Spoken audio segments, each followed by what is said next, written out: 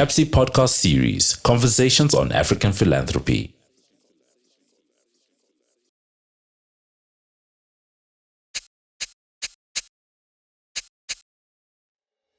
This is Series 1 of Conversations with Women in African Philanthropy, a CAPSI program known as Adɔyɛ. The series was recorded at the sidelines of a retreat that took place at the WITS Rural Facility in Limpopo in January 2025, hosted by CAPSI's Adɔyɛ program and Nawi AfriFem Collective.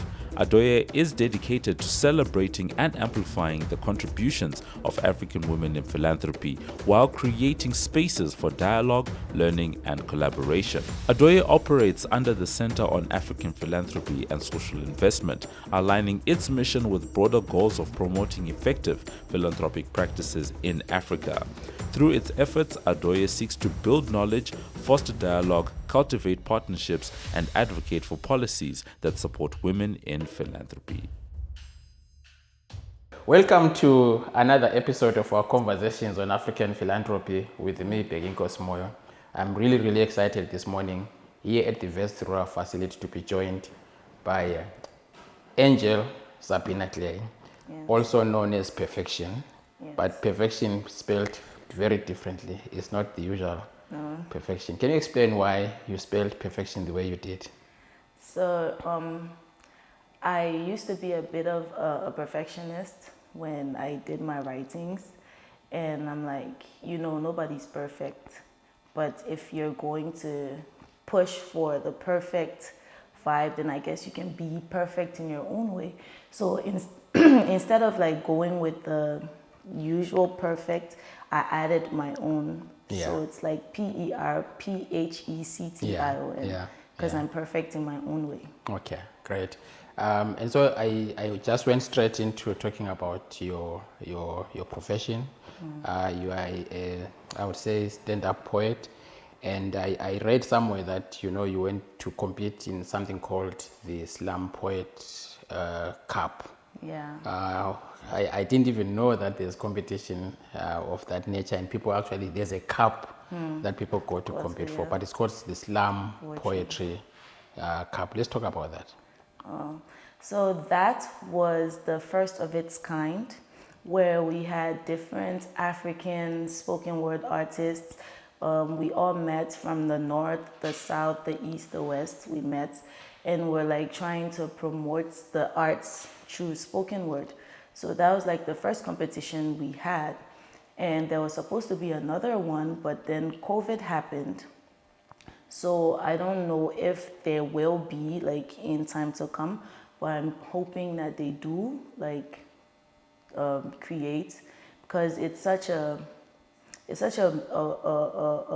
means that you get to see different artists, you get to see people like in their own character, you get to like experience their arts, but also in an influential way, because there are people who are speaking about their governments, there are people who are speaking about slavery, there are people who are speaking about themselves, but it was like a great learning experience and just knowing like the different kind of arts.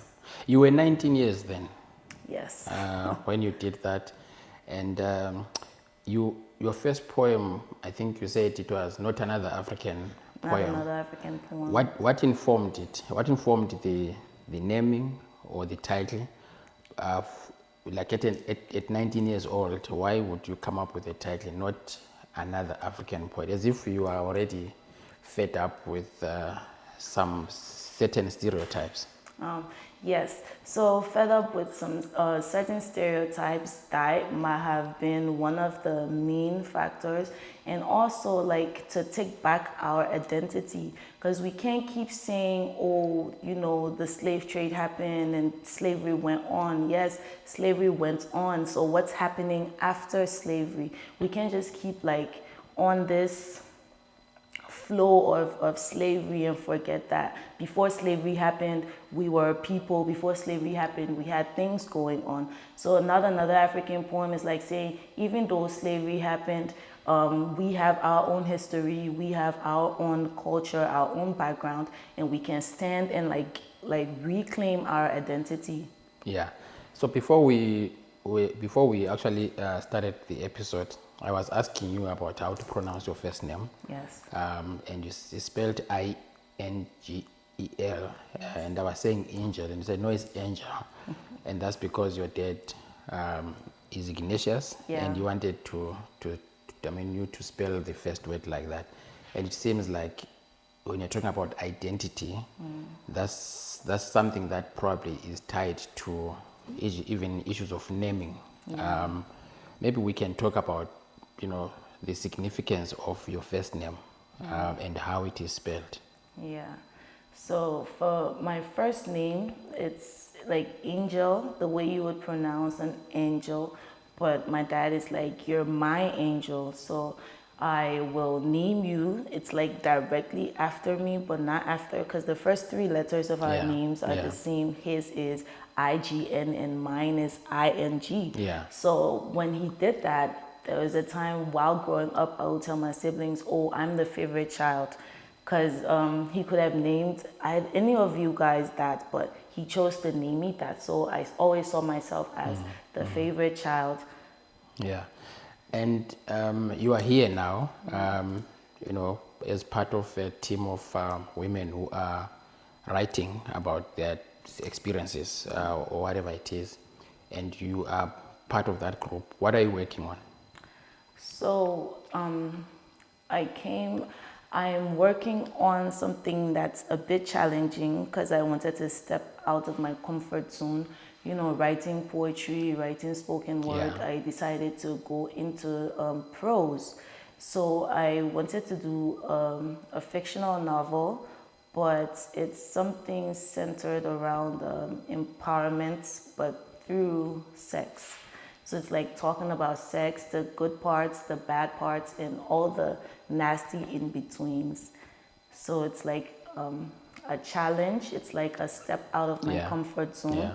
It's something new, and also to see if, as a writer, I can explore different fields. Yeah, but you started writing at the age of 14. If I read your biography very well. Yes. Maybe describe to us your surroundings, because for somebody to start having habits at that early age, they are influenced by something. Yeah. Maybe talk to us about your upbringing and the surroundings that lead to a 14-year-old already knowing that they are going to, professionalize in poetry. Okay. So I was an early reader, and thanks to my dad for that, because he got me into reading at a very early age. I was at 5, 6. I was already like reading the Goosebumps series, and that used to be like a favorite of mine. But how I actually started writing was through a crush. So there was this French guy in my class at the time, and communication was a bit hard for him because he was fluent in French, but he would read English. Yeah. So there were days where I would write little poems and then leave it on his desk. Yeah. And it just started from that. And he started like collecting them. He's like, oh, I'm going to keep this. I'll put it in my family safe. Yeah. And I'll say, Yeah. oh, the first crush I ever had used to write me poems. And I actually thought he was joking, but when he was leaving, he took all of them with him. Yeah. And I'm like, oh, this could actually be something that, I could enter, because I love to read. And putting my thoughts down or like visualizing it on paper it will actually be a good idea. Yeah. So he encouraged me. He's like, if that's something you want to do, then you can go ahead and do that. Yeah. So have you connected with him, or that was just a I haven't childhood spoken crush? to him in almost since high school. Since we left high school, I haven't really spoken to him because we're not in the same country anymore, and we lost touch. Yeah, so he wouldn't know that you're actually writing poetry. Or he would know. We still have mutual friends, but he's not on social media. So if you don't have his number, then there's no way to get to him. So I haven't really found somebody that has his number to say. But if there was a chance, I would like definitely get in contact because he was such a great friend too. Yeah. So for some people who probably hear about Liberia, they hear about Monrovia, for the majority of the people outside West Africa, all they probably know is the crisis and the war that happened up till about 2002, 2003, thereabout. How was it growing in Liberia for yourself as a young girl? But secondly, there was a time when Liberia was under I would say the guidance and protection of the UN. So literally, the Liberia was governed by the United Nations up to recent times, and there were times when ECOWAS and everyone was heavily involved in making sure that they build peace and bring stability to the country. So we probably begin to see a semblance of stability and democracy when Ellen Johnson comes into power. Maybe talk to our audience about the conditions right now in Liberia, coming out of that I would say conflict context. Okay. So during the war, let's say, because 99, I was born 99. Yeah. 2001, because the war was heavy, we relocated.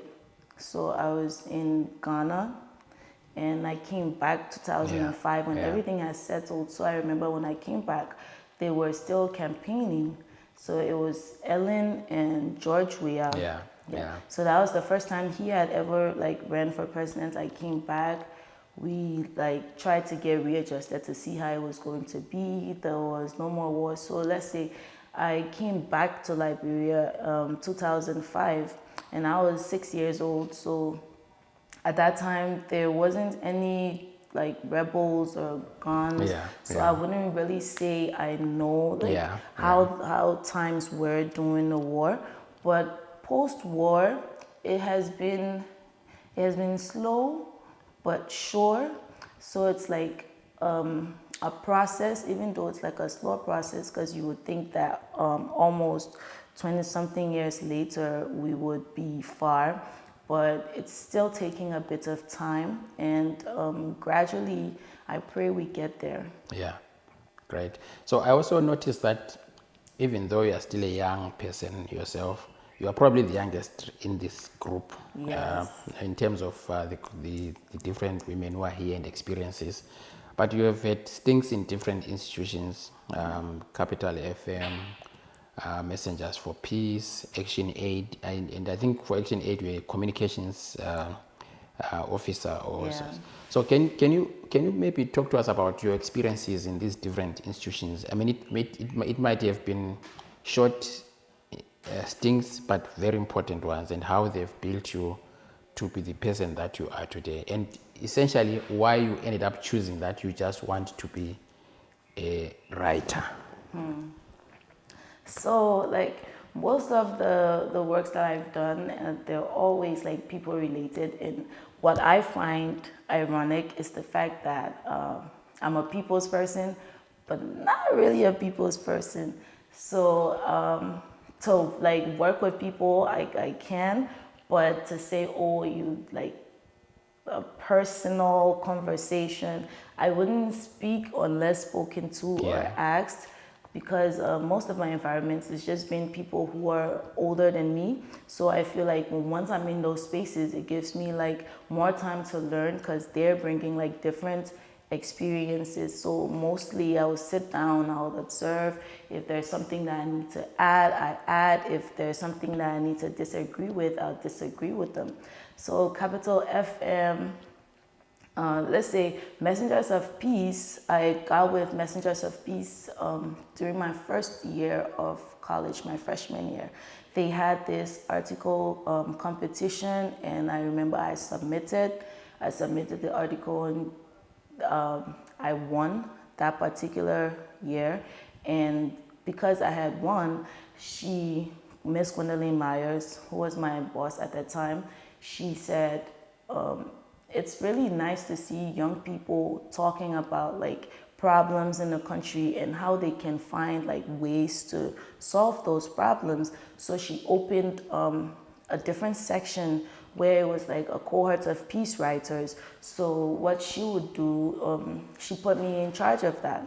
She's like every 2 months or every month, they would have different entries where young people would write on how to ways of sustaining peace in the environment.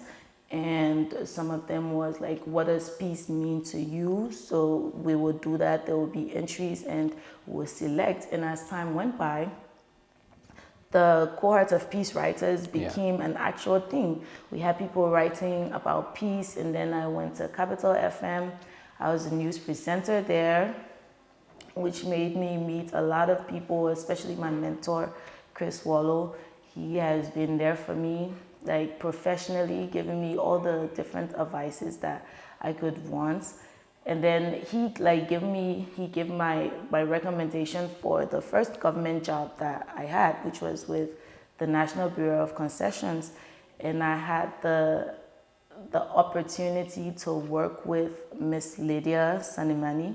She now put me in a place where I got to realize that, okay, writing is something that I can do, because she was also a creative writer. She had like a novel that she had already put out. It's called the Adɔyɛ Series. And as I read it, I'm like, okay, so you can like be a professional and then still be a writer.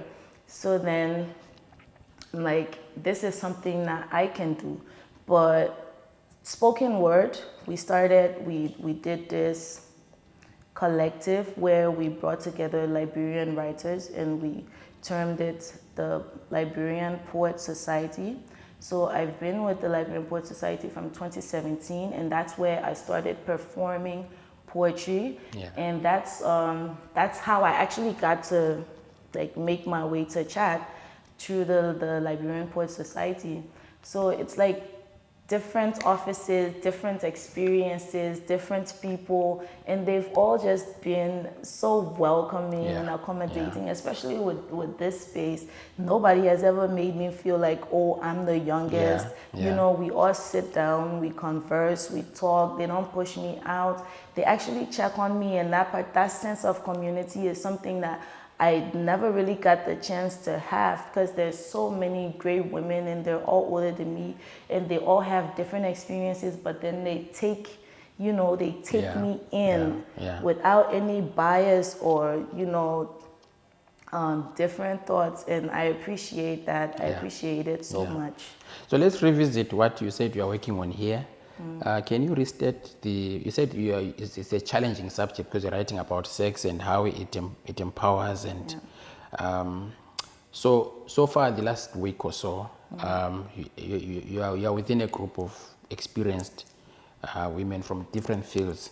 So you have had the opportunity to consult with several of them to help you to bring it up. Secondly, I don't know if you are familiar with the protest that was done in Liberia by women, led by Lima Boy. Yes. During, like, let's say 20 years ago, for the peace. We're very familiar. And in 2023, they were celebrating the 20th anniversary from Accra, and I actually got the chance to perform there at that. So it was like a whole panel and how women have been contributing in like peace building. So I was, and it's still a thing. The women, they still gather at the fish market. All of them, they're still wearing their wrappers. They have their white shirts, and anything happens, they're ready. They're on standby. So that has truly been empowering. But also part of that protest was to there was a protest where they actually denied men sex. So that they can come to resolve the differences and peace. And so I'm wondering whether as part of what you are writing on now draws from some of those influences, so to speak. No, not really. No, not really. So what I am working on is, I termed it as fictional nonfiction, because there are parts where it's fictional, and then there are parts where it's nonfiction, which is the good parts, and then the bad parts, which is like coercion or like forceful sex or abuse. And mind you, while we can in our own humanity, enjoy what is natural, we should also respect other people's choices. Because if you come to me and you say, oh, this is something I want, and I tell you that, but this is not something that I want, you should be able to respect my decisions. Yeah. So the non-fictional part about it is like mostly stories from abuse and how they overcame the abuse. And then the fictional part is how, sex is good, it's there, it's meant to be enjoyed, but at the same time, you should respect other people's wishes and decisions. Yeah. All right. So this would be a book, or this is just a short article? It's a compilation of short stories. Okay. Right. We'll be looking forward to reading. When we started, I said it would be nice for you to do something small for us. Spoken word, impromptu, just anything that, you get inspired, and because that's what you are good at. So. Okay, this will be short. Yeah, that's fine. That's fine. It goes.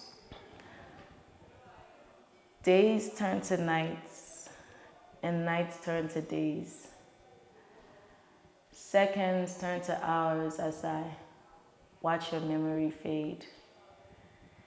I keep telling myself I'll make it, that I'll be okay, but it sounds unbelievable because I miss you every day. I mean, how could I not? When you took me from the edge and you put me at the top of your every dream and your every fantasy, and made sure making me happy was your top priority. But I guess people change, and so do feelings too. I just never thought you'd walk away and have me missing you.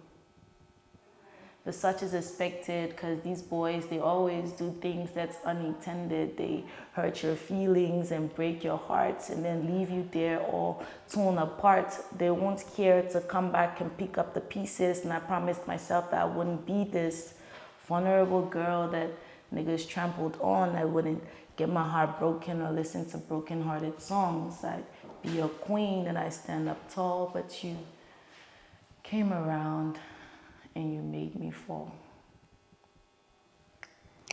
Thank you. On that note, thank you so much, Angel, for joining us on our conversations on African philanthropy. Thank you for making the time. We've ascertained you are not shy at all.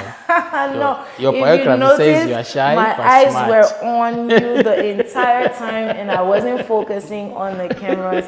So I'm glad you even held my attention, and you made me to not really pay attention to the cameras. Yeah. So thank you. But you're doing very well. So keep it up. You still have a long future, a long way, and your future is certainly bright. So keep it up and keep doing what you are doing. Thank you so much. That was Ingel Clay joining us this morning on our conversations on African philanthropy. Thank you for watching. We'll see you next time. You've been listening to the CAPSI podcast series, Conversations on African Philanthropy.